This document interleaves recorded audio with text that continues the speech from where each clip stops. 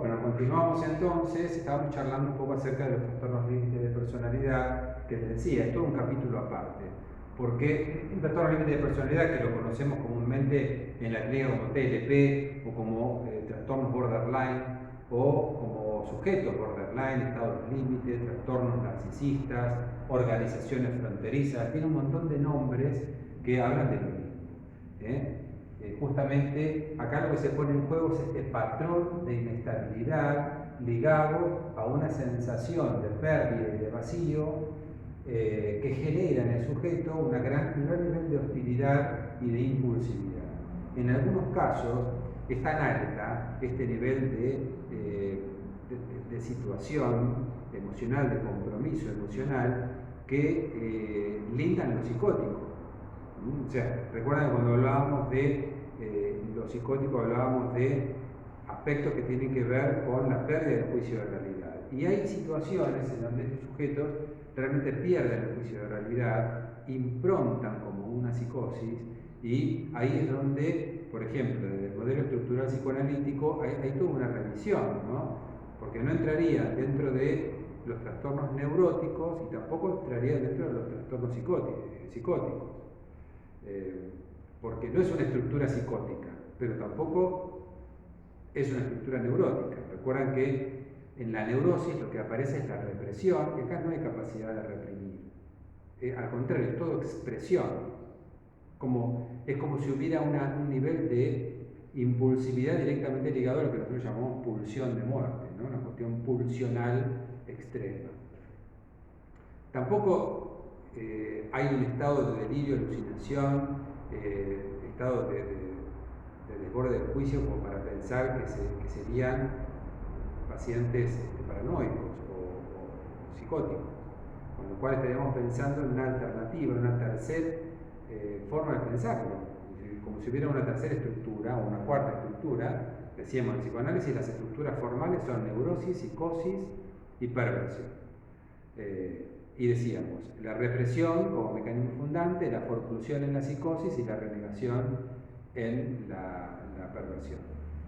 Habría una cuarta estructura que sería lo borderline, teniendo en cuenta ese momento particular en el cual el sujeto no logra separarse del todo de esa madre y queda en un estado como de necesidad de fusión, en donde la relación amor y odio y la inestabilidad emocional remiten a esas primeras fases preedípicas del sujeto.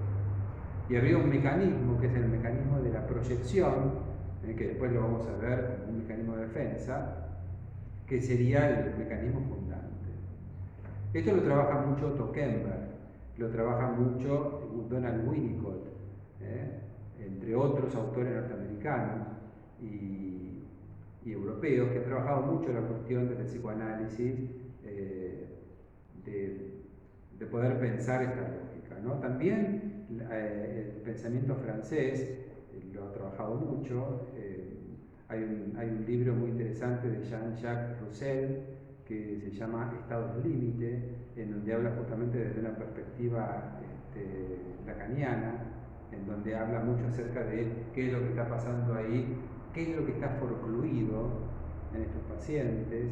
Hay una autora también muy interesante que se llama Silvia Amigo. Silvia Amigo tiene un trabajo que se llama Los fracasos del fantasma, o clínica de los fracasos del fantasma, y en ese trabajo justamente plantea este tipo de patologías actuales, porque también se denominan patologías actuales, patologías del acto y del consumo.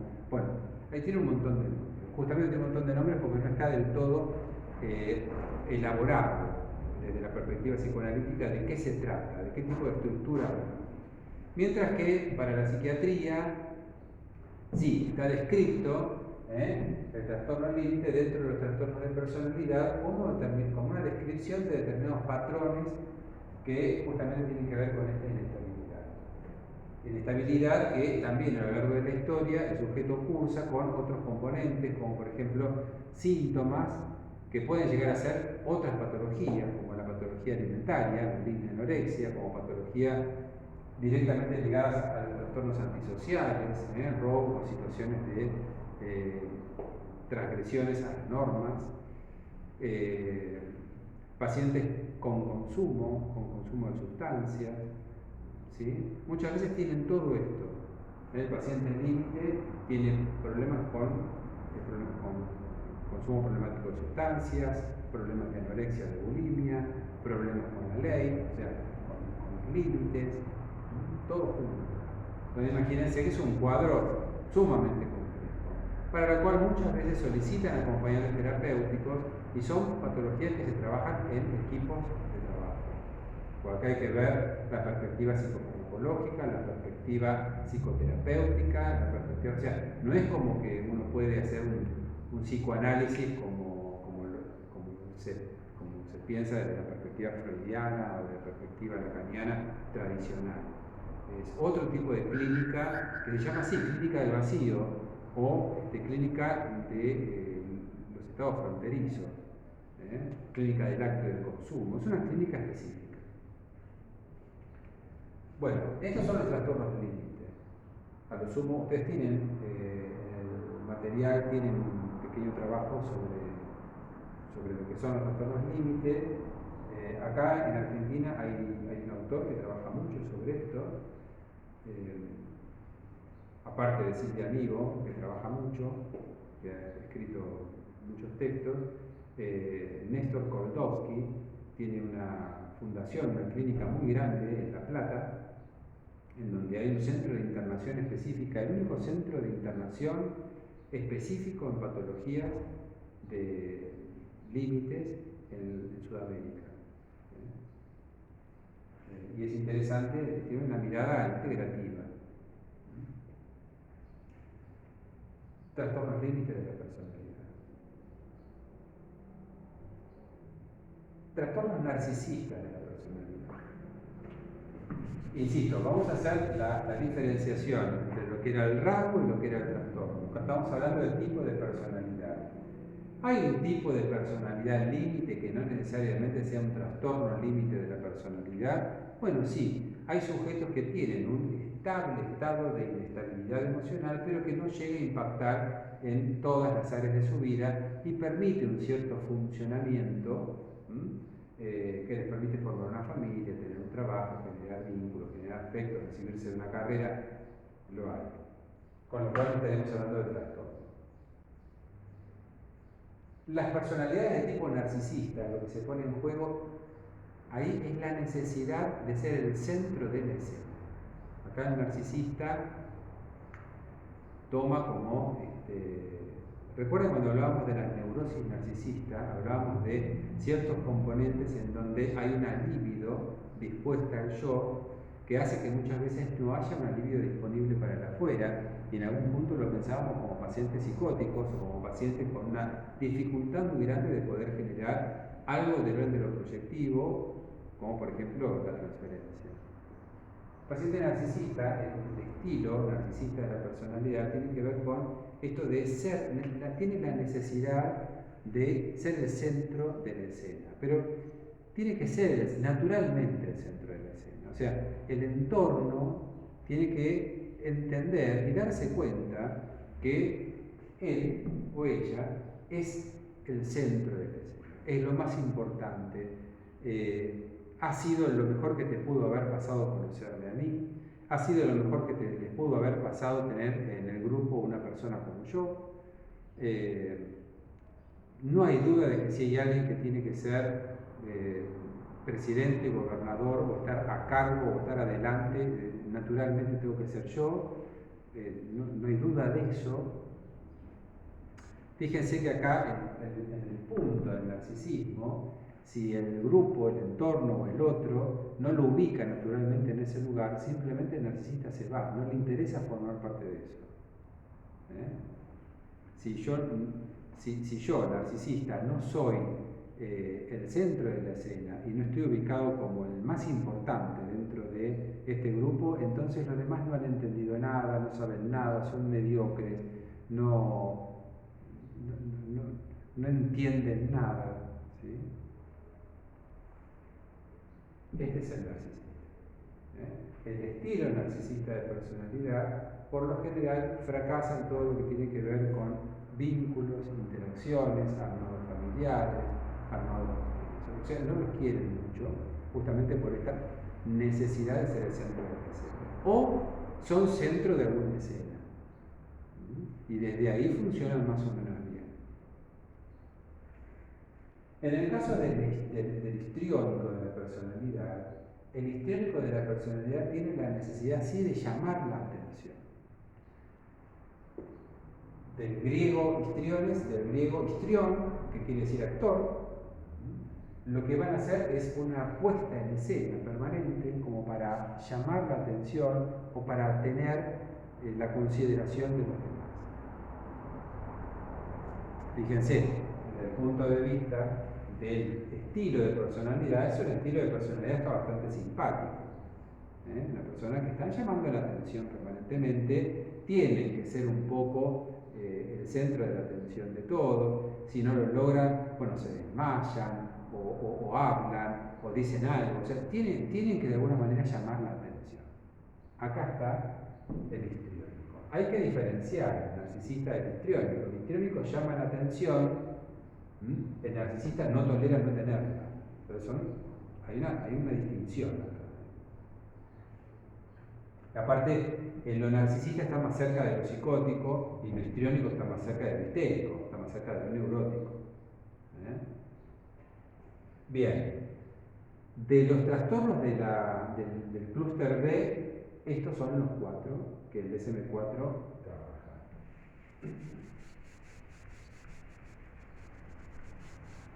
Y decíamos la personalidad del tipo C, que son los dependientes. Y acá se ubican los obsesivos de la personalidad,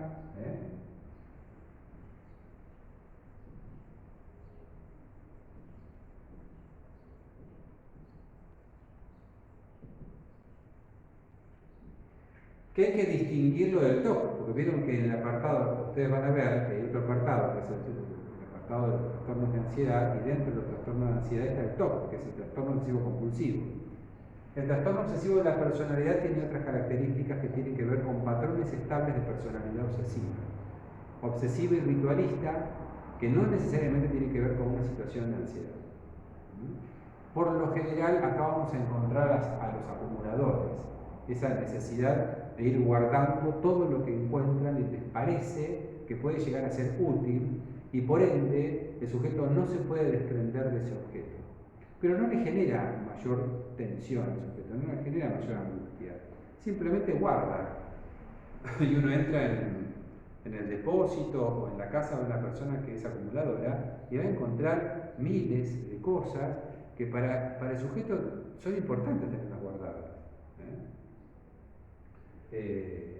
A diferencia del obsesivo, que el obsesivo sufre con sus rituales obsesivos, las personalidades con rasgos obsesivos no sufren de eso, al contrario, entienden que ese orden, esa prolijidad, esa necesidad de control de la realidad, ese guardar las cosas que sirven, aunque la gente no lo entienda, esto sirve y hay que guardarlo, todas esas cosas ellos lo entienden como que forman parte de lo lógico, forman parte de algo que no está mal, no lo entienden como algo de lo patológico, ¿sí?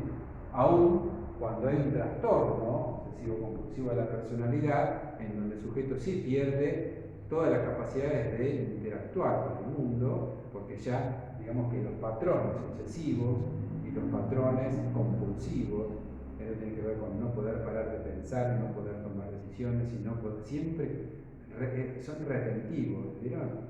O sea, siempre está el tema del guardar por las dudas, no poder desprenderse, y mucho menos tomar una decisión. Tomar una decisión implica desprenderse de lo que uno no ha decidido. Si yo tengo que viajar y tomo la decisión de irme, bueno, también tomé la decisión de abandonar el lugar en donde estoy, con lo cual algo pierdo ahí. En este punto, estos sujetos no están dispuestos a perder nada, con lo cual les cuesta muchísimo tomar decisiones. De hecho, prácticamente no toman decisiones. Siempre hay alguien que toma decisiones por ellos. Personalidades obsesivo-compulsivas o obsesivas de la personalidad. Por eso la cuestión, por eso está ubicado dentro del DSM-4 como un trastorno dependiente. Porque en este caso, el obsesivo de la personalidad depende de otro que esté tomando permanentemente las decisiones por él. Se desprenda de los objetos por él. Genere vínculos o genere alternativas sociales por él. Y en este caso, desde esta perspectiva, lo pensamos como dependiente. El evitativo evita conflictos permanentemente, y el evitar conflictos genera subirse, o sea, ubicarse sumisamente frente a otro por el solo hecho de no confrontar. Esto tiene mucho que ver, por ejemplo, en el contexto de las relaciones interpersonales en las parejas. Parejas que son complementarias muchas veces de gente muy hostil o de gente perversa, que utilizan al evitativo por su nivel de dependencia y su imposibilidad de evitar cualquier tipo de conflicto. Y bueno, entonces se hacen dependientes. Bien, creo que hasta acá podemos pensar, bueno, estos son los 9 rasgos de la personalidad de los cuales estuvimos hablando desde el DSM-4. Pensarlos como rasgos y distinguirlos del trastorno, porque cuando hablamos en el DSM-4 del trastorno, ya estamos hablando de una situación en la que el sujeto pierde las facultades de poder llevar adelante una vida normal. Impacta la personalidad en todas las áreas de desenvolvimiento y desarrollo de la vida del sujeto, no dándole posibilidad de actuar en ningún contexto, y son pacientes por lo general psiquiátricos. Psiquiátricos quiere decir que requieren de un tratamiento psicofarmacológico, psicoterapéutico y muchas veces acompañamiento terapéutico. Les decía, de todos esos trastornos de la personalidad, en la clínica el 75% de lo que se presenta es un trastorno límite de personalidad, o puede haber trastornos comórbidos de personalidad. Por ejemplo, un sujeto con un trastorno de personalidad obsesiva y un trastorno evitativo. Recuerden que en el DSM-4 los trastornos de la personalidad se consignan en el eje 2. Entonces uno puede poner no solamente un trastorno de personalidad obsesivo, sino poner trastorno de personalidad obsesivo más evitativo. O puede ser un trastorno de personalidad obsesivo más histriónico. Por lo general, los sujetos están dentro de un clúster y pueden haber alternativas dentro de ese clúster. ¿Sí? O sea, un poco paranoico y un poco esquizoide. O puede ser un poco histriónico y un poco antisocial. O un poco límite y un poco antisocial. Y en el clúster C pueden ser un poco evitativos y un poco obsesivos. Pueden haber también dentro del clúster B y C un trastorno límite con rasgos obsesivos, o un trastorno histriónico con rasgos evitativos. Lo que es muy difícil que el clúster B y C se relacionen con el clúster A, porque ahí hay una distinción muy grande en relación justamente a la proximidad en cuanto a los vínculos. Y este es el punto de distinción. Bien.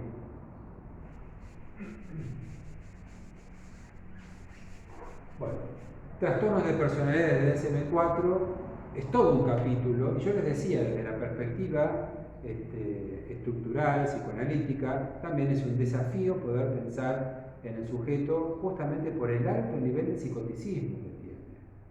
La psiquiatría lo piensa así: sujetos con altos niveles de psicoticismo cuando hay una pérdida de juicio de realidad, o altos niveles de neuroticismo cuando hay una incapacidad del sujeto de poder controlar sus impulsos.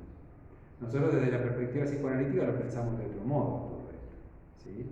Pero no obstante, este es uno de los cuadros que más interrogantes genera, y les decía, hay muchos autores que vienen trabajando muchísimo en este tipo de clínica. Ahora se está investigando mucho. Silvia Amigo, que es una doctora absolutamente actual, de hecho, la semana pasada hizo un vivo desde la Asociación Psicoanalítica Argentina sobre esto, ¿no? Hablando un poco acerca de estas cuestiones. Ese libro que ella ha escrito, que tiene que ver con la clínica de los fracasos del fantasma, es genial en cuanto a la perspectiva de poder pensar una clínica posible para estos pacientes. Hay otros autores que también trabajan desde esta perspectiva. Silvia Oms, por ejemplo, es una autora que trabaja mucho sobre aspectos que tienen que ver con la sexualidad actual y cómo el cuerpo se ubica en relación a esta lógica de lo contemporáneo, ¿no? Entendiendo por contemporáneo este atravesamiento del discurso capitalista. Cuando nosotros hablamos de discurso capitalista no estamos hablando del discurso norteamericano, estamos hablando de un discurso que ubica al sujeto como objeto de consumo del otro. Entonces, en esta época de consumo, como el sujeto tiende a tener características límites por su necesidad, digamos, estructural, de verse como un mundo que lo ubica como objeto de consumo. Objeto de consumo o objeto a consumir, pero siempre la posición es de objeto, ¿sí? Hay como un arrasamiento de lo subjetivo en este discurso cultural actual. Entonces, bueno, en esta perspectiva, estos autores, Silvia Amigo, Silvia Oms, trabajan mucho esta cuestión. Interesante un libro de Silvia Oms que se llama El cuerpo pornográfico, que es muy impactante en cuanto al armado de la sexualidad y de la puesta en juego del cuerpo en relación a estos tiempos y a este tipo de pacientes. Y hay otros autores muy contemporáneos que podemos empezar a pensar y a trabajar si les interesa esta alternativa clínica. Bueno, creo que por lo menos con lo que hace a lo descriptivo de SM4 y de la aproximación mínima de lo psicoanalítico estaríamos bien. Yo esto se lo voy a pasar en un PowerPoint como para que tengan algunos elementos audiovisuales en relación a esta clase y lo charlamos entonces en el Zoom del jueves. Les dejo un saludo grande y nos estamos viendo.